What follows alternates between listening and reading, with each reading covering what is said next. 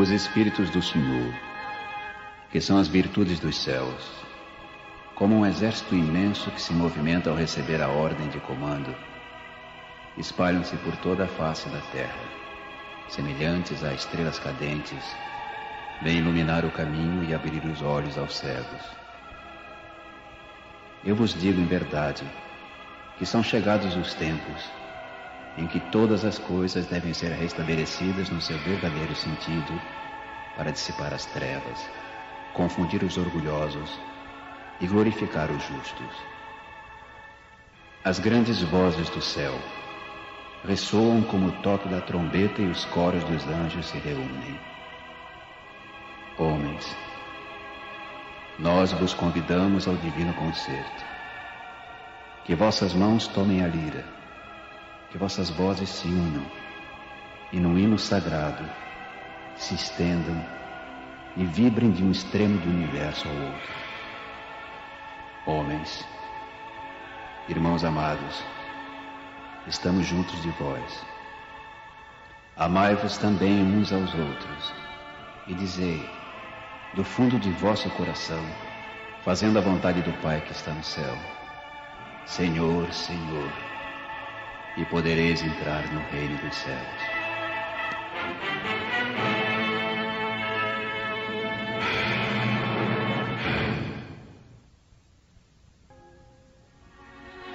Podemos dividir as matérias contidas nos evangelhos em 5 partes. Primeiro, os atos comuns da vida do Cristo. 2, os milagres. 3, as profecias. 4, as palavras que serviram para o estabelecimento dos dogmas da Igreja. 5, o ensino moral. Se as 4 primeiras partes têm sido objeto de discussões, a última permanece inatacável. Diante desse código divino, a própria incredulidade se curva. É o terreno em que todos os cultos podem encontrar-se, a bandeira sob a qual todos podem abrigar-se, por mais diferentes que sejam as suas crenças. Porque nunca foi objeto de disputas religiosas, sempre e por toda parte provocadas pelos dogmas. Se o discutissem, as seitas teriam nele encontrado a sua própria condenação, porque a maioria delas se apegaram mais à parte mística do que à parte moral, que exige a reforma de cada um. Para os homens, em particular, é uma regra de conduta que abrange todas as circunstâncias da vida privada e pública, o princípio de todas as relações sociais fundadas na mais rigorosa justiça. É, por fim, e acima de tudo, o caminho infalível da felicidade a conquistar, uma ponta do véu erguida sobre a vida futura. É essa parte que constitui o objeto exclusivo desta obra. Todo o mundo admira a moral evangélica. Todos proclamam a sua sublimidade e a sua necessidade. Mas muitos o fazem confiando naquilo que ouviram ou apoiados em algumas máximas que se tornaram proverbiais, pois poucos a conhecem a fundo, e são menos ainda os que a compreendem e sabem tirar-lhe as consequências.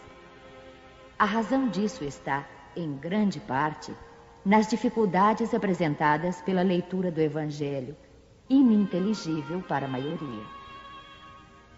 A forma alegórica e o misticismo intencional da linguagem levam a maioria a lê-lo por desencargo de consciência e por obrigação, como leem as preces sem as compreender, o que vale dizer sem proveito. Os preceitos de moral espalhados no texto, misturados com as narrativas, passam desapercebidos. Torna-se impossível apreender o conjunto e fazê-los ao mesmo tempo objeto de leitura e meditação separadas. Fizeram-se, é verdade, tratados de moral evangélica, mas a adaptação ao estilo literário moderno tira-lhe a ingenuidade primitiva que lhe dá simultaneamente encanto e autenticidade. Acontece o mesmo com as máximas destacadas, reduzidas à mais simples expressão proverbial, que não passam então de aforismos, perdendo em valor e interesse pela falta dos acessórios e das circunstâncias em que foram dadas.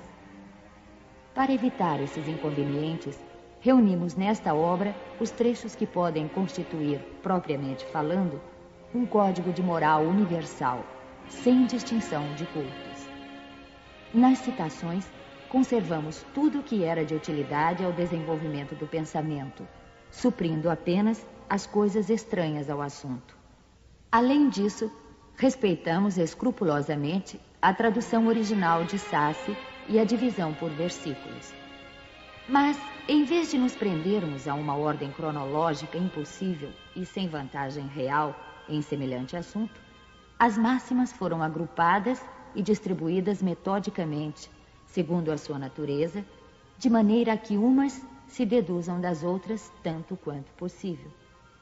A indicação dos números de ordem dos capítulos e dos versículos permite recorrer à classificação comum, caso se julgue conveniente. Este seria um trabalho material, que por si só teria apenas utilidade secundária. O essencial era pô-lo ao alcance de todos pela explicação das passagens obscuras e o desenvolvimento de todas as suas consequências, com vistas à aplicação às diferentes situações da vida. Foi o que procuramos fazer, com a ajuda dos bons espíritos que nos assistem. Muitas passagens do Evangelho, da Bíblia e dos autores sagrados em geral são ininteligíveis e muitas delas parecem absurdas por falta de uma chave que nos dê o seu verdadeiro sentido. Essa chave se encontra no Espiritismo, como já compreenderam os que estudaram seriamente a doutrina, e como ainda melhor se reconhecerá mais tarde. O Espiritismo aparece em toda parte, na antiguidade e em todas as épocas da humanidade. Em tudo encontramos os seus traços, nos escritos, nas crenças e nos monumentos. E é por isso que, se ele abre novos horizontes para o futuro, lança também uma viva luz sobre os mistérios do passado. Complementando cada preceito, damos algumas instruções escolhidas entre as que foram ditadas pelos espíritos em diversos países através de diferentes médiuns. Se essas instruções tivessem surgido de uma fonte única, poderiam ter sofrido influência pessoal ou do meio, enquanto a diversidade de origens prova que os espíritos dão os seus ensinamentos por toda parte e que não há ninguém privilegiado a esse respeito. Esta obra é para uso de todos. Cada qual pode nela encontrar os meios de conformar sua conduta à moral do Cristo. Os espíritas encontrarão, além disso, as aplicações que lhes concernem mais especialmente. Graças às comunicações estabelecidas de agora em diante de maneira permanente entre os homens e o mundo invisível, a lei evangélica, ensinada a todas as nações pelos próprios espíritos, não será mais letra morta, porque cada qual a compreenderá e será incessantemente solicitado a pô-la em prática pelos conselhos de seus guias espirituais. As instruções dos espíritos são verdadeiramente as vozes do céu que vêm esclarecer os homens e convidá-los à prática do Evangelho.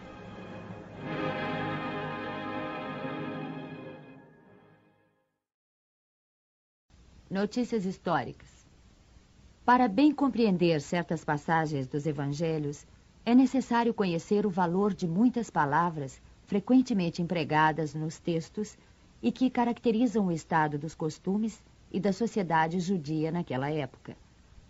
Essas palavras, não tendo para nós o mesmo sentido, foram quase sempre mal interpretadas e geraram algumas incertezas.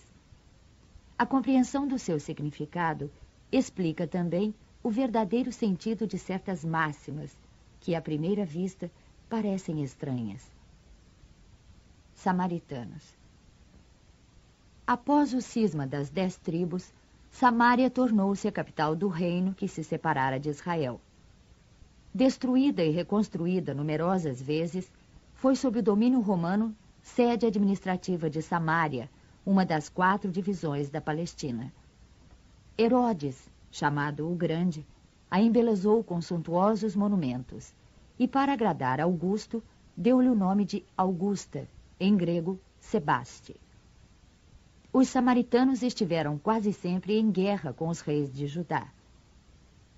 Uma aversão profunda, datando da época da separação, perpetuou-se entre os dois povos que se esquivavam a todas as formas de relações recíprocas. Os samaritanos, para tornarem a cisão mais profunda e não terem de ir a Jerusalém para a celebração das festas religiosas, construíram um templo próprio e adotaram certas reformas. Admitiam somente o Pentateuco, que contém a lei de Moisés, e rejeitavam todos os livros que lhe haviam sido posteriormente anexados. Seus livros sagrados eram escritos em caracteres hebraicos da mais alta antiguidade.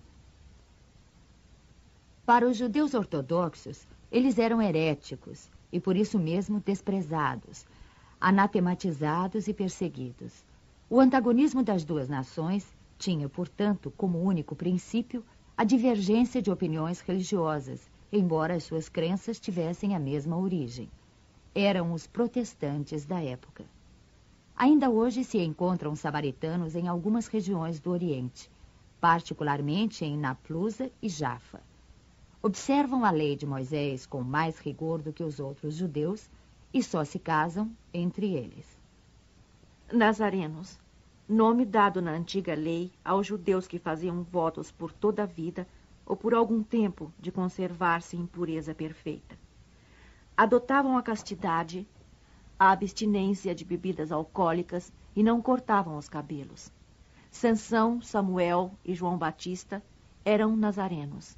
Mais tarde, os judeus deram esse nome aos primeiros cristãos, por alusão a Jesus de Nazaré. Esse foi também o nome de uma seita herética dos primeiros séculos da era cristã, que, à semelhança dos ebionitas, dos quais adotara certos princípios, misturava a prática mosaicas aos dogmas cristãos. Essa seita desapareceu no século IV. Publicanos. Eram assim chamados, na Roma antiga, os cavalheiros arrendatários das taxas públicas, encarregados da cobrança dos impostos e das rendas de toda a espécie, fosse na própria Roma ou em outras partes do Império. Assemelhavam-se aos arrendatários gerais e aos contratantes do antigo regime na França, e aos que ainda existem em algumas regiões. Os riscos a que estavam sujeitos faziam que se fechassem os olhos para o seu enriquecimento, que para muitos eram produtos de cobrança e de lucros escandalosos. O nome de publicanos foi estendido mais tarde a todos os que lidavam com o dinheiro público e aos seus agentes subalternos. Hoje, a palavra é tomada em sentido pejorativo para designar os negocistas e seus agentes pouco escrupulosos. Às vezes dizemos ávido como um publicano, rico como um publicano, referindo-nos a fortunas de má procedência. Durante a dominação romana, o imposto foi o que os judeus mais dificilmente aceitaram e o que mais causava irritações entre eles. Provocou numerosas revoltas e foi transformado numa questão religiosa, porque era considerado como contrário à lei. Chegou-se mesmo a formar um partido poderoso que tinha por chefe um certo Judas, chamado Gaulonita, que estabelecera como princípio o não pagamento do imposto. Os judeus tinham um horror ao imposto e, por consequência, a todos os que se encarregavam de arrecadá-lo. Esse é o motivo de sua aversão pelos publicanos de todas as categorias, entre os quais se podiam encontrar pessoas estimáveis, mas que, em virtude de suas funções, eram desprezadas juntamente com as pessoas de suas relações, todas confundidas na mesma repulsa. Os judeus bem considerados julgavam comprometer-se ao manter relações íntimas com eles. Peageiros eram os cobradores inferiores encarregados de receber o pagamento para entrada nas cidades. Suas funções correspondiam mais ou menos a dos funcionários aduaneiros e dos cobradores de taxas sobre mercadorias. Sofriam também a reprovação aplicada aos publicanos em geral. É por essa razão que encontramos frequentemente no Evangelho o nome de publicano ligado à designação de gente de má vida.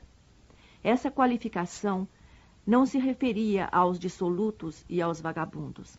Era uma expressão de menosprezo, sinônimo de gente de má companhia, indigna de relações com gente de bem.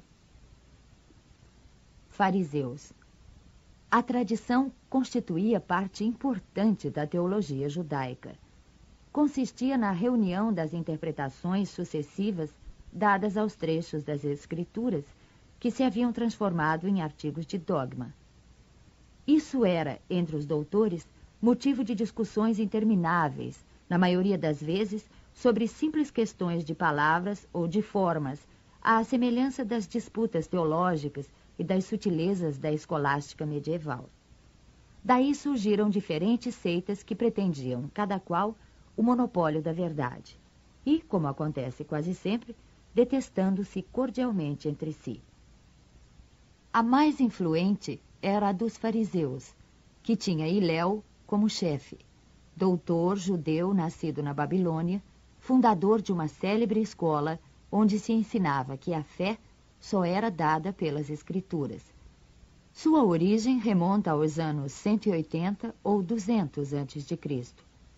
Os fariseus foram perseguidos em diversas épocas, notadamente sob o domínio de Hircano, sumo pontífice e rei dos judeus, e sob o domínio de Aristóbulo e Alexandre, reis da Síria. Não obstante, como este último lhes restituiu as honras e os bens, eles recuperaram o poder, conservando-o até a ruína de Jerusalém, no ano 70 da era cristã, quando então o seu nome desapareceu em consequência da dispersão dos judeus. Os fariseus desempenhavam papel ativo nas controvérsias religiosas. Observadores servis das práticas exteriores do culto e das cerimônias, tomados de ardoroso proselitismo, inimigos das inovações, afetavam grande severidade de princípios. Mas, sob as aparências de uma devoção meticulosa, escondiam costumes dissolutos, muito orgulho e, sobretudo, excessivo desejo de dominação. A religião, para eles, era mais um meio de subir do que objeto de fé sincera. Tinham apenas exterioridades e ostentação de virtudes, mas com isso exerciam grande influência sobre o povo, passando para este como santos personagens. Eis porque eram muito poderosos em Jerusalém. Criam, ou pelo menos professavam crer na providência, na imortalidade da alma, na eternidade das penas e na ressurreição dos mortos. Jesus, que acima de tudo prezava a simplicidade e as qualidades de coração, que preferia da lei o espírito que vivifica à letra que mata, entregou-se durante toda a sua missão a desmascarar essa hipocrisia e, em consequência, os transformou em seus inimigos encarniçados. Foi por isso que eles se ligaram com os príncipes dos sacerdotes para revoltar o povo contra ele e levá-lo ao sacrifício. Escribas, nome dado a princípio aos secretários dos reis de Judá e a certos intendentes dos exércitos judeus.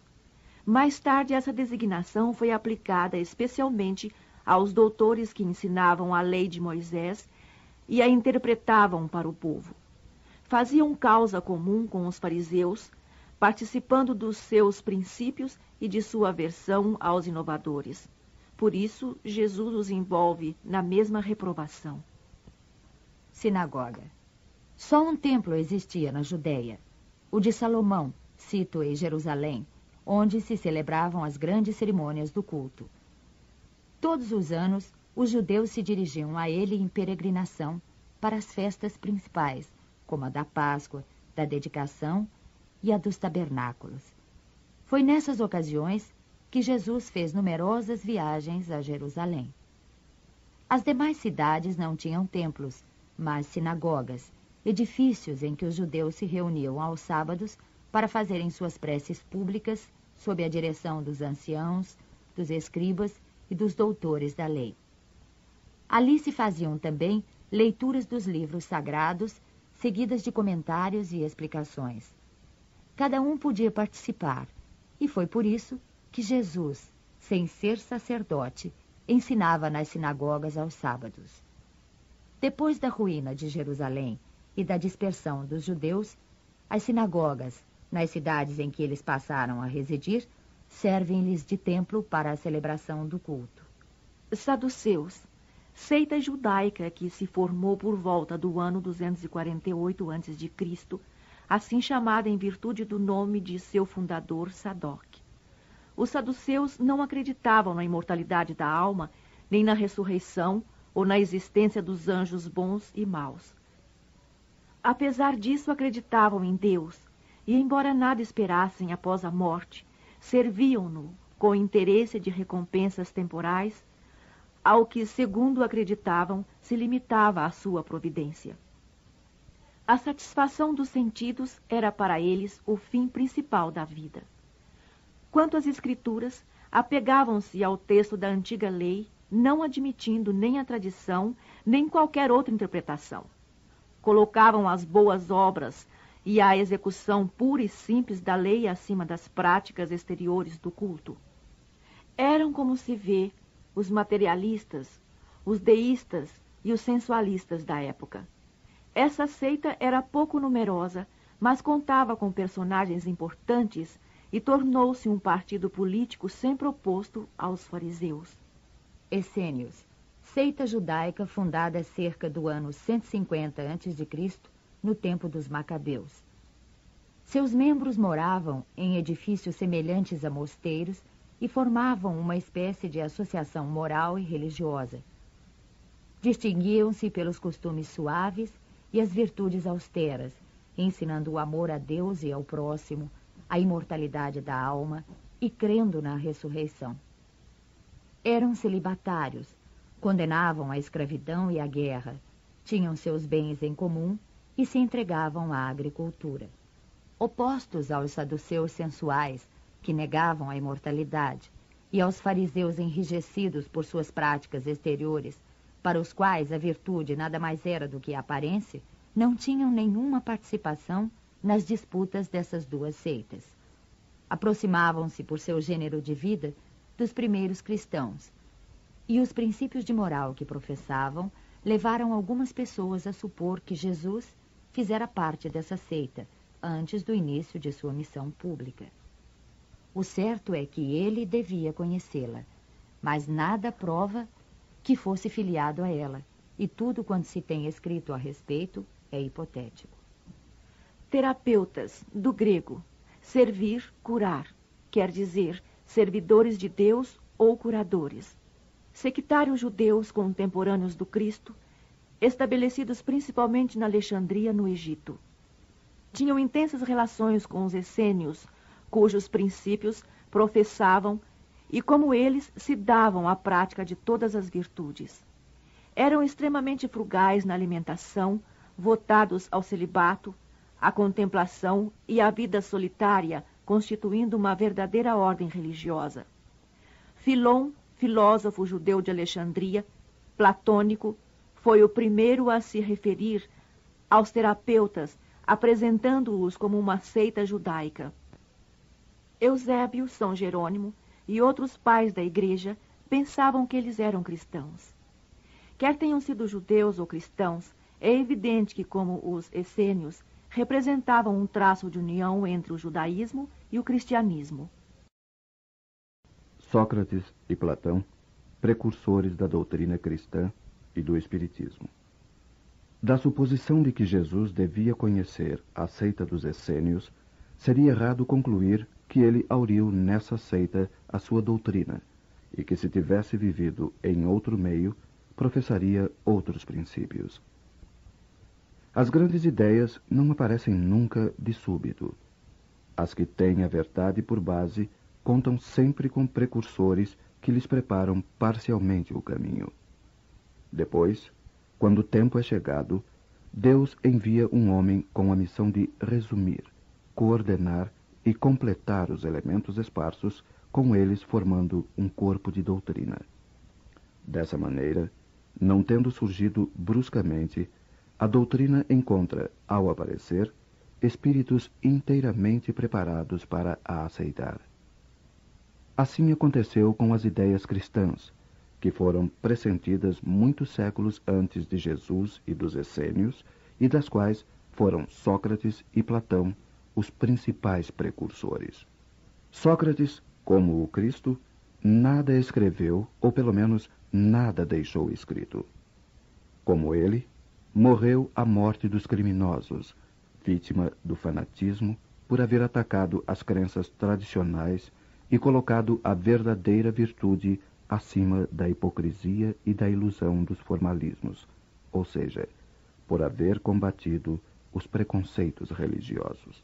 Assim como Jesus foi acusado pelos fariseus de corromper o povo com os seus ensinos, ele também foi acusado pelos fariseus do seu tempo, pois que os tem havido em todas as épocas, de corromper a juventude ao proclamar o dogma da unicidade de Deus, da imortalidade da alma e da existência da vida futura. Da mesma maneira, porque hoje só conhecemos a doutrina de Jesus pelos escritos dos seus discípulos, também só conhecemos a de Sócrates pelos escritos de seu discípulo Platão. Consideramos útil resumir aqui os seus pontos principais para demonstrar sua concordância com os princípios do cristianismo. Aos que encarassem este paralelo como uma profanação, pretendendo não ser possível haver semelhanças entre a doutrina de um pagão e a do Cristo, responderemos que a doutrina de Sócrates não era pagã, pois tinha por finalidade combater o paganismo, e que a doutrina de Jesus, mais completa e mais depurada que a de Sócrates, nada tem a perder na comparação. A grandeza da missão divina do Cristo não poderá ser diminuída. Além disso, trata-se de fatos históricos que não podem ser escondidos. O homem atingiu um ponto em que a luz sai por si mesma debaixo do alqueire e o encontra maduro para a enfrentar. Tanto pior para os que temem abrir os olhos. É chegado o tempo de encarar as coisas do alto, com amplitude, e não mais do ponto de vista mesquinho e estreito dos interesses de seitas e de castas. Estas citações provarão, além disso, que se Sócrates e Platão pressentiram as ideias cristãs, encontram-se igualmente na doutrina de ambos os princípios fundamentais do Espiritismo. Resumo da doutrina de Sócrates e Platão. O homem é uma alma encarnada. Antes de sua encarnação, ela existia junto aos modelos primordiais, as ideias do verdadeiro, do bem e do belo.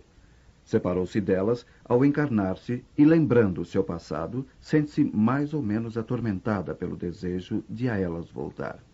Não se pode enunciar mais claramente a distinção e a independência dos dois princípios, o inteligente e o material.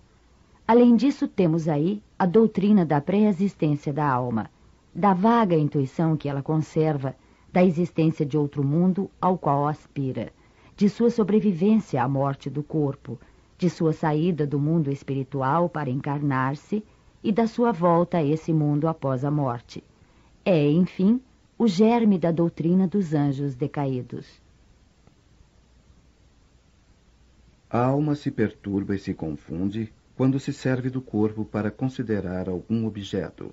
Sente vertigens, como se estivesse ébria, porque se liga a coisas que são, por sua natureza, sujeitas a transformações. Em vez disso, quando contempla sua própria essência, ela se volta para o que é puro, eterno, imortal, e, sendo da mesma natureza, permanece nessa contemplação tanto tempo quanto possível.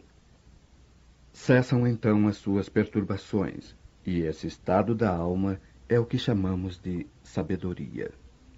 Assim, o homem que considera as coisas de baixo, terra a terra do ponto de vista material, vive iludido. Para apreciá-las com justeza, é necessário vê-las do alto, ou seja, do ponto de vista espiritual. O verdadeiro sábio deve, portanto, de algum modo, isolar a alma do corpo para ver com os olhos do espírito. É isso que ensina o Espiritismo. Enquanto tivermos o nosso corpo e a nossa alma se encontrar mergulhada nessa corrupção, jamais possuiremos o objeto de nossos desejos, a verdade. De fato, o corpo nos oferece 1000 obstáculos pela necessidade que temos de cuidar dele.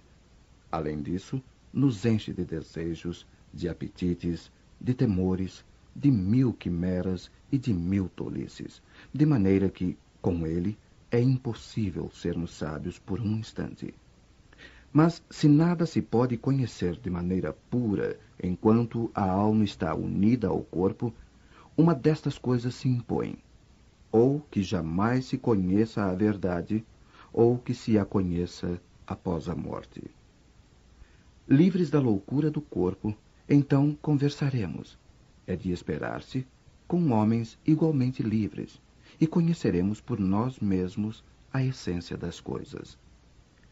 Eis porque os verdadeiros filósofos se preparam para morrer, e a morte não lhes parece de maneira alguma temível.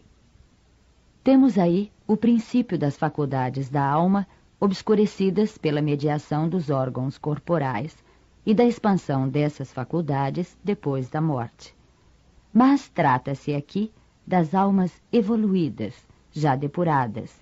Não acontece o mesmo com as almas impuras. A alma impura, nesse estado, encontra-se pesada e é novamente arrastada para o mundo visível, pelo horror do que é invisível e imaterial. Ela erra, então, segundo se diz, ao redor dos monumentos e dos túmulos, junto dos quais foram vistos às vezes fantasmas tenebrosos, como devem ser as imagens das almas que deixaram o corpo sem estar inteiramente puras e que conservam alguma coisa da forma material, o que permite aos nossos olhos percebê-las.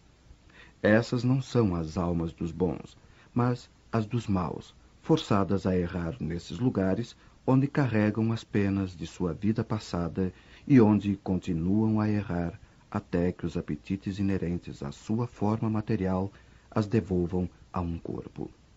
Então, elas retomam, sem dúvida, os mesmos costumes que durante a vida anterior eram de sua predileção.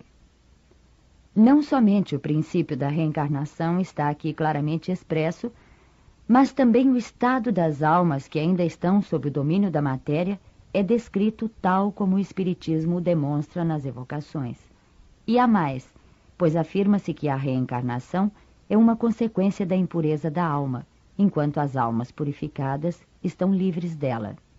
O Espiritismo não diz outra coisa, apenas acrescenta que a alma que tomou boas resoluções na erraticidade e que tem conhecimentos adquiridos trará menos defeitos ao renascer, mais virtudes e mais ideias intuitivas do que na existência precedente, e que assim cada existência marca para ela um progresso intelectual e moral.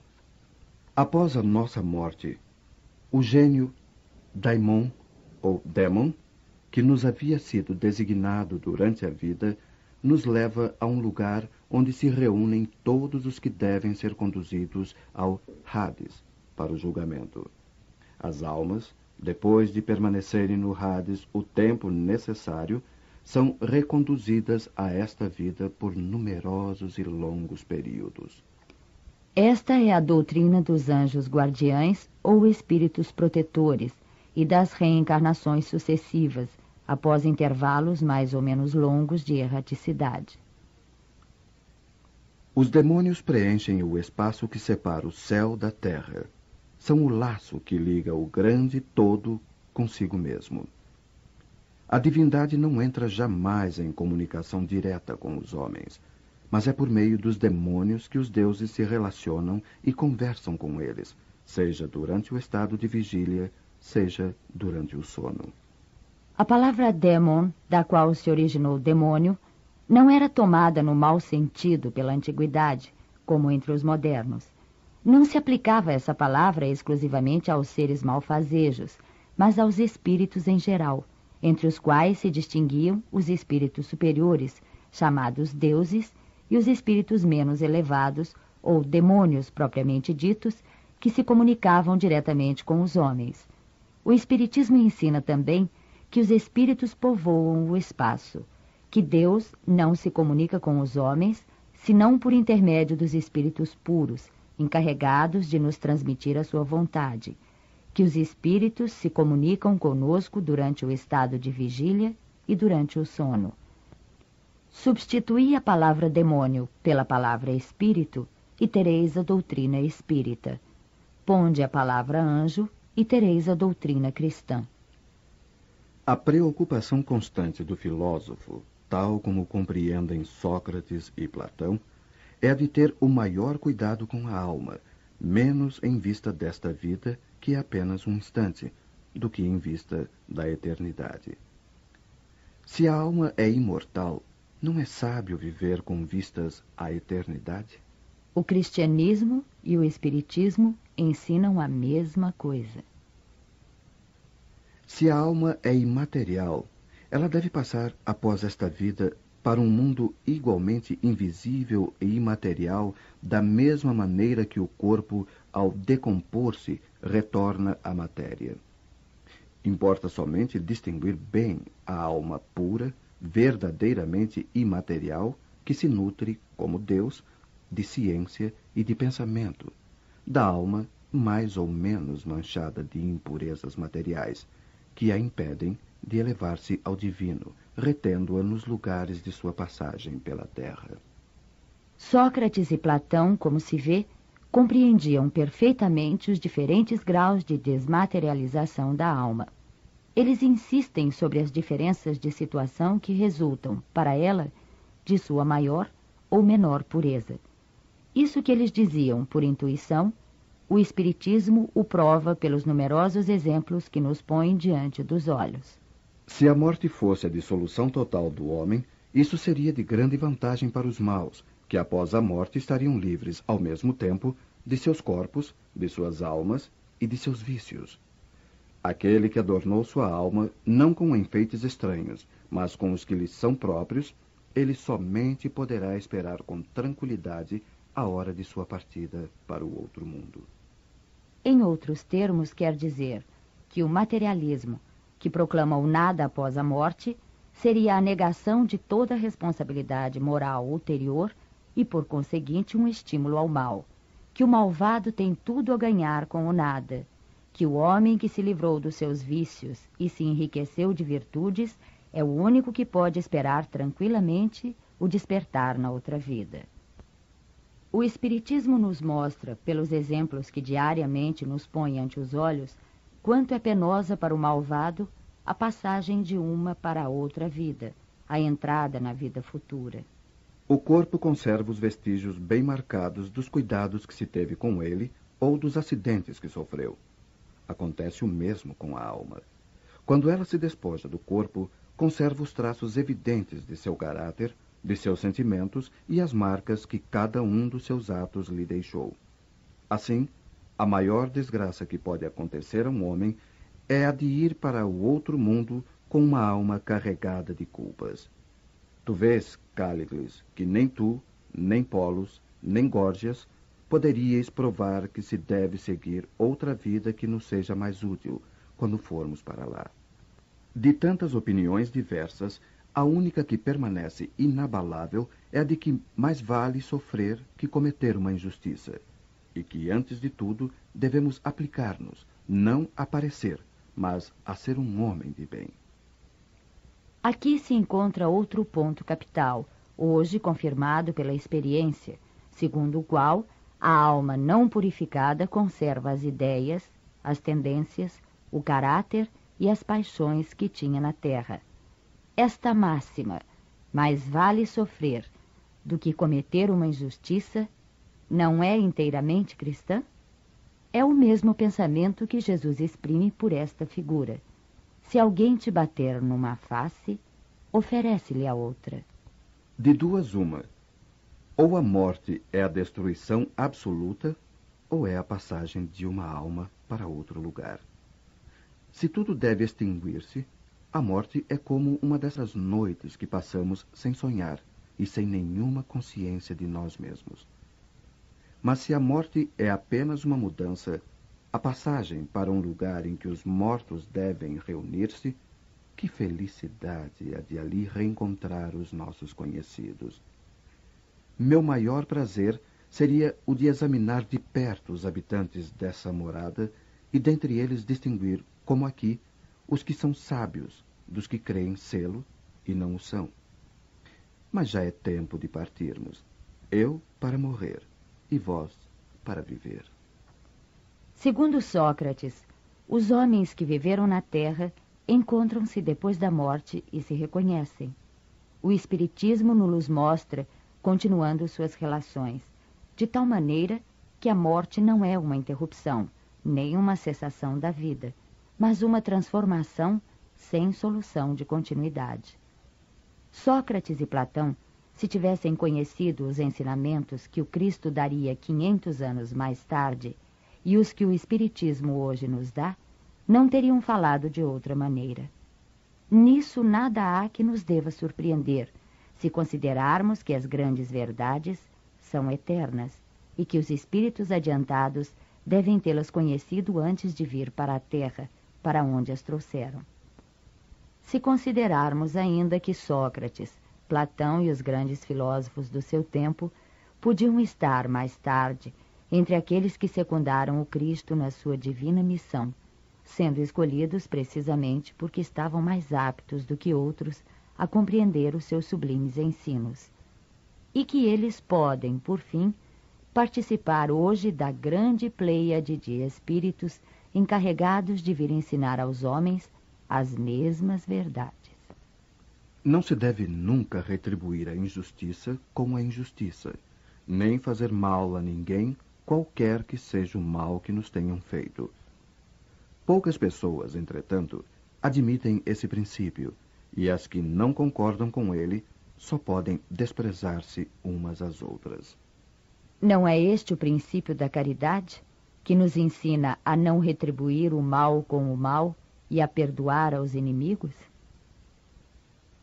É pelos frutos que se conhece a árvore. É necessário qualificar cada ação segundo o que ela produz.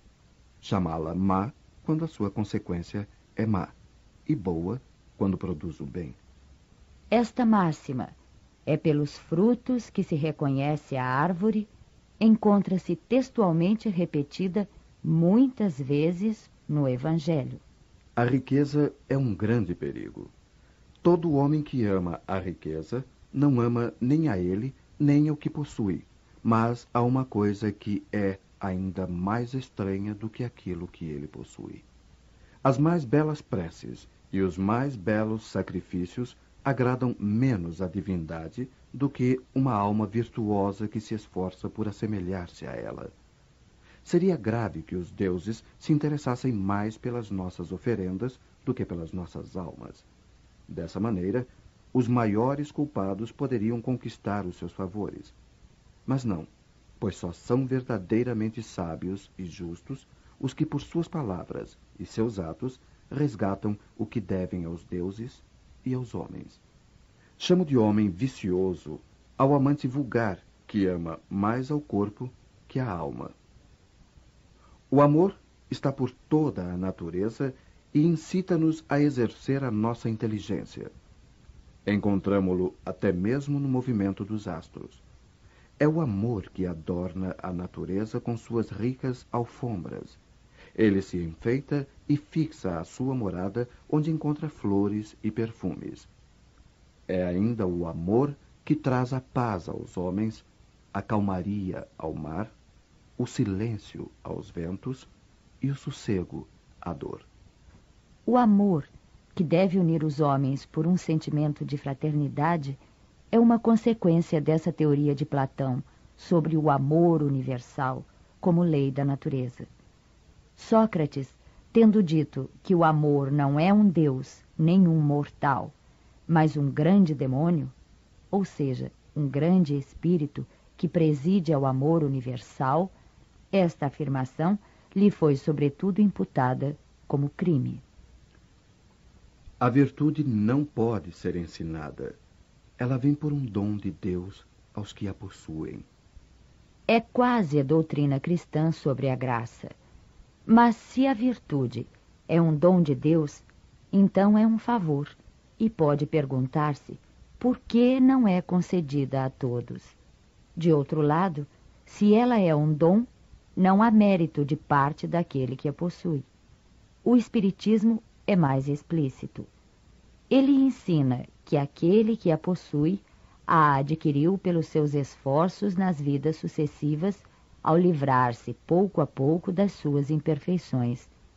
A graça é a força que Deus concede a todo homem de boa vontade para se livrar do mal e fazer o bem. Há uma disposição natural em cada um de nós para nos apercebermos bem menos dos nossos defeitos do que dos defeitos alheios. O Evangelho diz: vês a aresta no olho do teu irmão e não vês a trave no teu? Se os médicos fracassam na maior parte das doenças, é porque tratam do corpo sem a alma, e porque, se o todo não se encontra em bom estado, é impossível que a parte esteja bem. O Espiritismo oferece a chave das relações entre a alma e o corpo e prova que existe incessante reação de um sobre o outro. Ele abre, assim, novo caminho à ciência, mostrando-lhe a verdadeira causa de certas afecções, dá-lhe os meios de combatê-las. Quando ela levar em conta a ação do elemento espiritual na economia orgânica, fracassará menos. Todos os homens, desde a infância, fazem mais mal do que bem. Estas palavras de Sócrates tocam à grave questão da predominância do mal na Terra, questão insolúvel sem o conhecimento da pluralidade dos mundos e do destino da Terra, onde se encontra apenas uma pequena fração da humanidade. Só o Espiritismo lhe dá solução, que é desenvolvida logo adiante nos capítulos 2, 3 e 5. A sabedoria está em não pensares que sabes aquilo que não sabes. Isto vai endereçado àqueles que criticam as coisas de que, frequentemente, nada sabem. Platão completa este pensamento de Sócrates ao dizer: tentemos primeiro torná-los, se possível, mais honestos nas palavras. Se não o conseguirmos, não nos ocupemos mais deles e não busquemos mais do que a verdade. Tratemos de nos instruir, mas não nos aborreçamos. É assim que devem agir os espíritas com relação aos seus contraditores de boa ou de má fé. Se Platão revivesse hoje, encontraria as coisas mais ou menos como no seu tempo e poderia usar a mesma linguagem. Sócrates também encontraria quem zombasse de sua crença nos espíritos e o tratasse de louco, assim como ao seu discípulo Platão.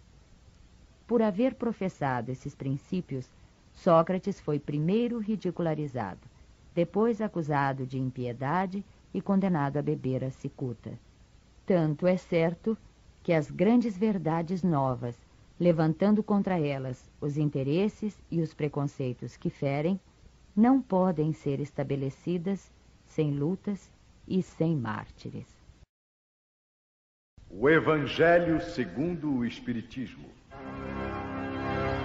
Não vim destruir a lei. Não penseis que vim destruir a lei ou os profetas. Não vim para destruí-los, mas para dar-lhes cumprimento.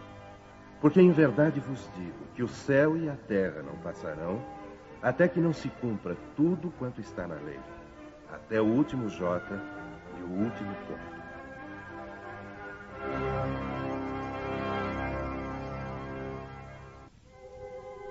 Moisés. Há duas partes distintas na lei mosaica. A lei de Deus, promulgada sobre o Monte Sinai, e a lei civil ou disciplinar, estabelecida por Moisés. Uma é invariável. A outra é apropriada aos costumes e ao caráter do povo e se modifica com o tempo. A lei de Deus está formulada nos 10 mandamentos seguintes. Eu sou o Senhor teu Deus, que te tirei da terra do Egito, da casa da servidão. Não terás deuses estrangeiros diante de mim. Não farás para ti imagens de escultura, nem figura alguma de tudo o que há em cima no céu e do que há embaixo na terra, nem de coisa que haja nas águas debaixo da terra. Não adorarás, nem lhes darás culto. Não tomarás o nome do Senhor teu Deus em vão. Lembra-te de santificar o dia de sábado. Honrarás o teu pai e a tua mãe, para teres uma dilatada vida sobre a terra que o Senhor teu Deus te há de dar. Não matarás. Não cometerás adultério. Não furtarás.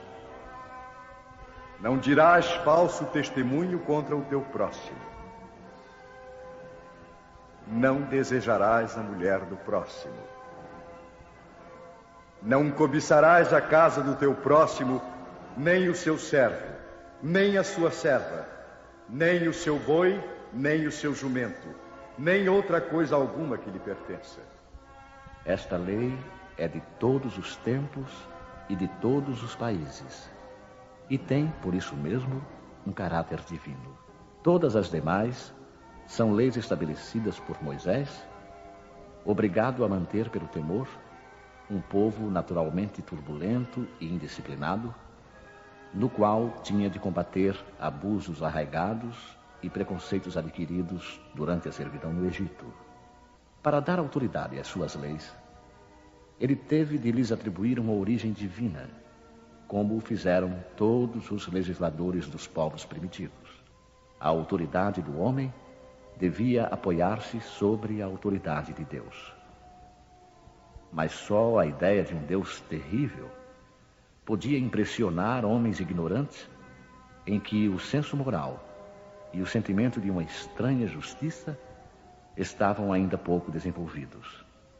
É evidente que aquele que havia estabelecido em seus mandamentos: não matarás e não farás mal ao teu próximo, não poderia contradizer-se ao fazer do extermínio um dever. As leis mosaicas, propriamente ditas, tinham, portanto, um caráter essencialmente transitório. Cristo. Jesus não veio destruir a lei, o que quer dizer a lei de Deus. Ele veio cumpri-la, ou seja, desenvolvê-la, dar-lhe o seu verdadeiro sentido e apropriá-la ao grau de adiantamento dos homens. Eis porque encontramos nessa lei o princípio dos deveres para com Deus e para com o próximo, que constitui a base de sua doutrina. Quanto às leis de Moisés propriamente ditas, ele, pelo contrário, as modificou profundamente no fundo e na forma. Combateu sem cessar o abuso das práticas exteriores e as falsas interpretações, e não podia fazê-las passar por uma reforma mais radical do que reduzindo-as a estas palavras: amar a Deus sobre todas as coisas e ao próximo como a si mesmo. E ao acrescentar: esta é toda a lei e os profetas. Por estas palavras, o céu e a terra não passarão enquanto não se cumprir até o último jota. Jesus quis dizer que era necessário que a lei de Deus fosse cumprida, ou seja, que fosse praticada em toda a terra, em toda a sua pureza, com todos os seus desenvolvimentos e todas as suas consequências. Pois de que serviria estabelecer essa lei se ela tivesse de ficar como privilégio de alguns homens ou mesmo de um só povo? Todos os homens, sendo filhos de Deus, são, sem distinções, objetos da mesma solicitude.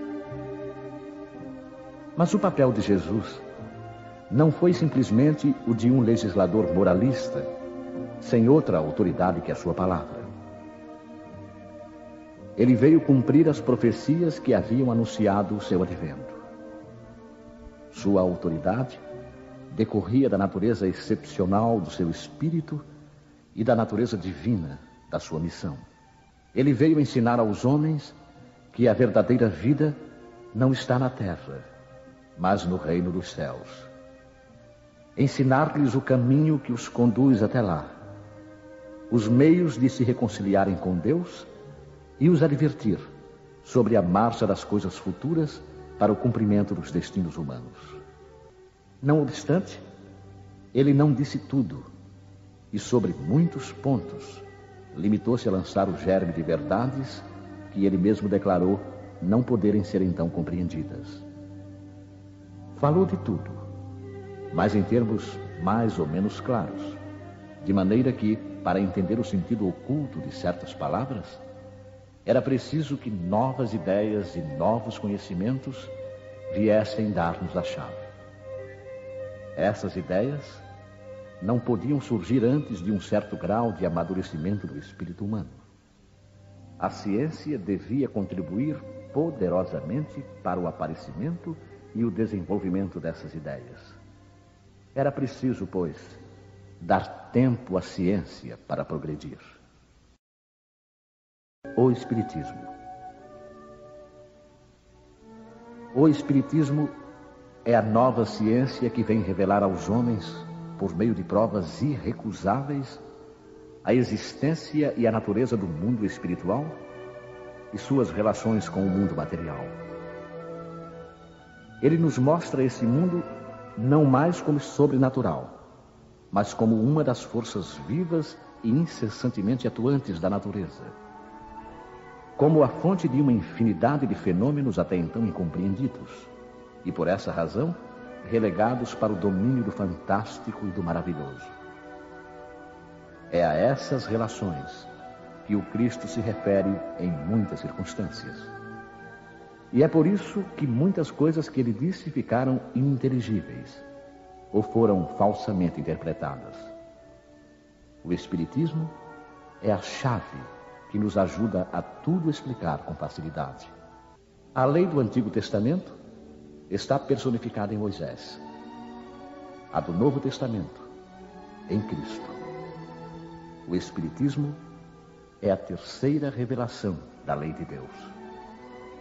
Mas não está personificado em ninguém, porque ele é o produto do ensinamento dado não por um homem, mas pelos Espíritos, que são as vozes do céu em todas as partes da terra e por inumerável multidão de intermediários. Trata-se, de qualquer maneira, de um ser coletivo, compreendendo o conjunto dos seres do mundo espiritual, cada qual trazendo aos homens o tributo de suas luzes, para fazê-los conhecer esse mundo e a sorte que nele os espera. Da mesma maneira que disse o Cristo: eu não venho destruir a lei, mas dar-lhe cumprimento. Também diz o Espiritismo: eu não venho destruir a lei cristã, mas dar-lhe cumprimento. Ele nada ensina contrário ao ensinamento do Cristo, mas o desenvolve, completa e explica em termos claros para todos, o que foi dito sob forma alegórica. Ele vem cumprir, na época predita, o que o Cristo anunciou e preparar o cumprimento das coisas futuras. Ele é, portanto, obra do Cristo, que o preside, assim como preside ao que igualmente anunciou, a regeneração que se opera e que prepara o reino de Deus na terra. Aliança da ciência com a religião. A ciência e a religião são as duas alavancas da inteligência humana. Uma revela as leis do mundo material e a outra as leis do mundo moral. Mas aquelas e estas leis, tendo o mesmo princípio, que é Deus, não podem contradizer-se. Se umas forem a negação das outras, umas estarão necessariamente erradas e as outras certas. Porque Deus não pode querer destruir a sua própria obra. A incompatibilidade que se acredita existir entre essas duas ordens de ideias provém de uma falha de observação e do excesso de exclusivismo de uma e de outra parte. Disso resulta um conflito que originou a incredulidade e a intolerância. São chegados os tempos em que os ensinamentos do Cristo devem receber o seu complemento, em que o véu lançado intencionalmente sobre algumas partes dos ensinos deve ser levantado, em que a ciência, deixando de ser exclusivamente materialista, deve levar em conta o elemento espiritual, e em que a religião, deixando de desconhecer as leis orgânicas e imutáveis da matéria, essas duas forças, apoiando-se mutuamente e marchando juntas, sirvam uma de apoio para a outra. Então, a religião, não mais desmentida pela ciência, adquirirá uma potência indestrutível, porque estará de acordo com a razão e não se lhe poderá opor a lógica irresistível dos fatos. A ciência e a religião não puderam entender-se até agora, porque, encarando cada uma as coisas do seu ponto de vista exclusivo, repeliam-se mutuamente. Era necessária alguma coisa para preencher o espaço que as separava, um traço de união que as ligasse. Esse traço está no conhecimento das leis que regem o mundo espiritual e suas relações com o mundo corporal. Leis tão imutáveis como as que regulam o movimento dos astros e a existência dos seres. Uma vez constatadas pela experiência essas relações, uma nova luz se fez. A fé se dirigiu à razão. Esta nada encontrou de ilógico na fé, e o materialismo foi vencido. Mas nisso, como em tudo, há os que ficam retardados, até que sejam arrastados pelo movimento geral, que os esmagará se quiserem resistir em vez de se entregarem. É toda uma revolução moral que se realiza neste momento sob a ação dos espíritos. Depois de elaborada durante mais de 18 séculos, ela chega ao momento de eclosão e marcará uma nova era da humanidade. São fáceis de prever as suas consequências. Ela deve produzir inevitáveis modificações nas relações sociais, contra o que ninguém poderá opor-se, porque elas estão nos desígnios de Deus e são o resultado da lei do progresso, que é uma lei de Deus. Instruções dos Espíritos. A Nova Era. Um espírito israelita. Milhouse, 1861. Deus é único, e Moisés, o espírito que Deus enviou, com a missão de fazê-lo conhecer não somente pelos hebreus, mas também pelos povos pagãos. O povo hebreu foi o instrumento de que Deus se serviu para fazer sua revelação através de Moisés e dos profetas, e as vicissitudes da vida desse povo foram feitas para chocar os homens e arrancar-lhes dos olhos o véu que lhes ocultava a divindade. Os mandamentos de Deus, dados por Moisés, trazem o germe da mais ampla moral cristã. Os comentários da Bíblia reduziam-lhes o sentido, porque, postos em ação em toda a sua pureza, não seriam então compreendidos. Mas os 10 mandamentos de Deus nem por isso deixaram de ser o brilhante frontispício da obra, como um farol que devia iluminar para a humanidade o caminho a percorrer. A moral ensinada por Moisés era apropriada ao estado de adiantamento em que se encontravam os povos chamados à regeneração. E esses povos, semi-selvagens quanto ao aperfeiçoamento espiritual, não teriam compreendido a adoração de Deus sem os holocaustos ou sacrifícios, nem que se pudesse perdoar a um inimigo. Sua inteligência notável no tocante às coisas materiais e mesmo em relação às artes e às ciências, estava muito atrasada em moralidade e eles não se submeteriam ao domínio de uma religião inteiramente espiritual. Necessitavam de uma representação semimaterial, como a que então lhes oferecia a religião hebraica. Os sacrifícios, pois, lhes falavam aos sentidos, enquanto a ideia de Deus lhes falava ao espírito.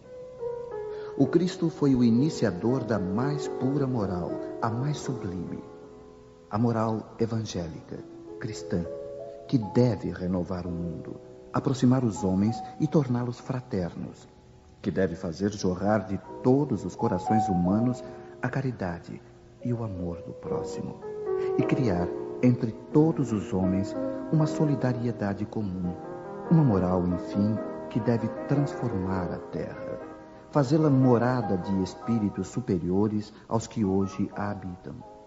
É a lei do progresso a que a natureza está sujeita que se cumpre, e o espiritismo é a alavanca de que Deus se serve para elevar a humanidade. São chegados os tempos em que as ideias morais devem desenvolver-se para que se realizem os progressos que estão nos desígnios de Deus. Elas devem seguir o mesmo roteiro que as ideias de liberdade seguiram, como suas precursoras. Mas não se pense que esse desenvolvimento se fará sem lutas. Não, porque elas necessitam, para chegar ao amadurecimento, de agitações e discussões, a fim de atraírem a atenção das massas. Uma vez despertada a atenção, a beleza e a santidade da moral tocarão os espíritos, e eles se dedicarão a uma ciência que lhes traz a chave da vida futura e lhes abre a porta da felicidade eterna. Foi Moisés quem abriu o caminho. Jesus continuou a obra. O Espiritismo a concluirá.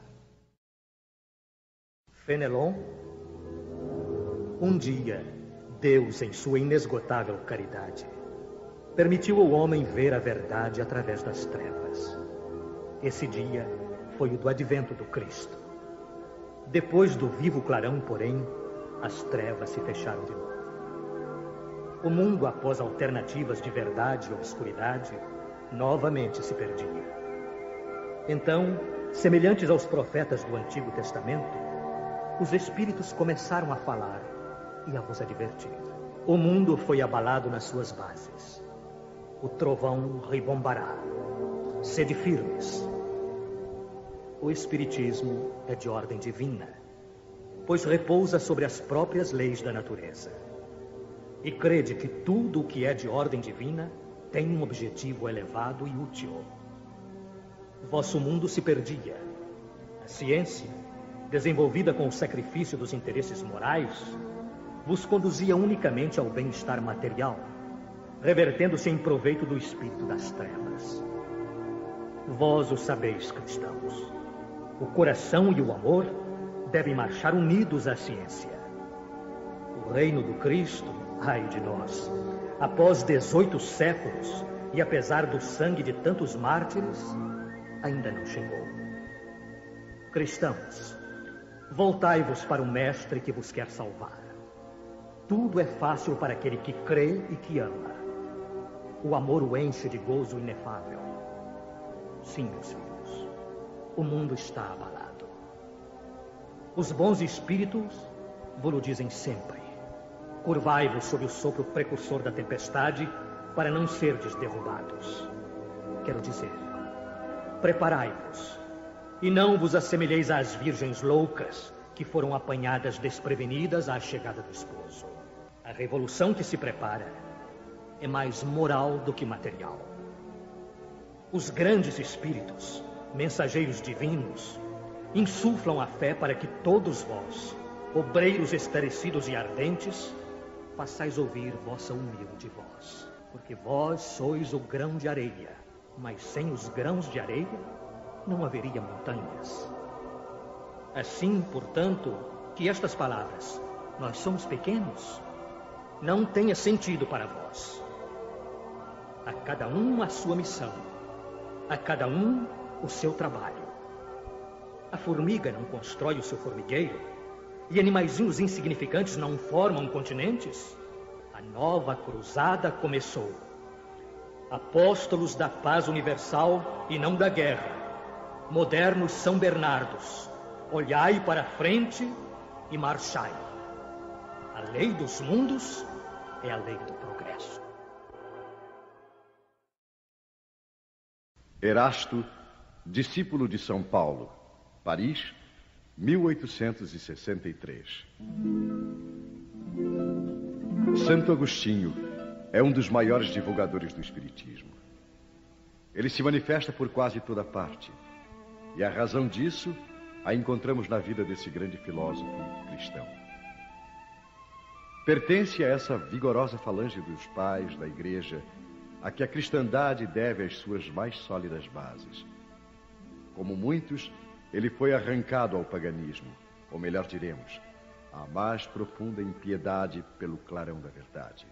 Quando, em meio de seus desregramentos, ele sentiu na própria alma a estranha vibração que o chamava para si mesmo e lhe fez compreender que a felicidade não estava nos prazeres enervantes e fugidios.